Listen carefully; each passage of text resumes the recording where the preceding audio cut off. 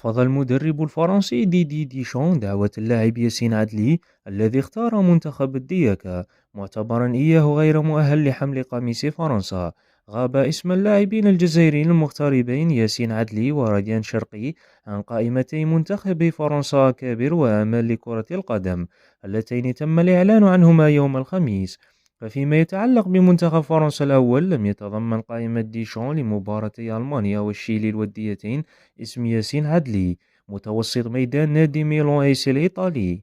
وكان عدلي قد صرح مؤخرا برغبته في تمثيل ألوان المنتخب الدياكا، لكن يبدو أن صياحه لم يسمع من قبل ديشان.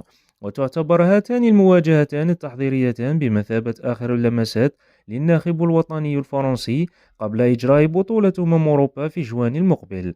وعلى صعيد منتخب فرنسا لفئة أقل من 23 سنة، أعلن المدرب تييري هنري بدوره عن قائمة لاعبيه لمباراتي كوديفوار وأمريكا الوديتين، ولم يوجه الدعوة إلى ريان شرقي متوسط ميدان هجوم النادي المحلي أولمبيك ليون.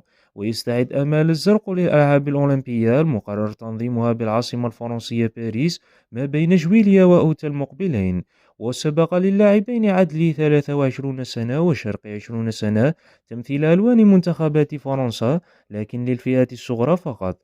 وخاض ياسين عدلي سهرة الخميس كامل أطوار مباراة فريقه ميلان ايسي الإيطالي خارج القواعد أمام نادي سلافيا براغ التشيكي. أما ريان شرقي فلعب بديلا السبت الماضي في مواجهة البطولة الفرنسية بين فريقه ليون والمضيف لوريون.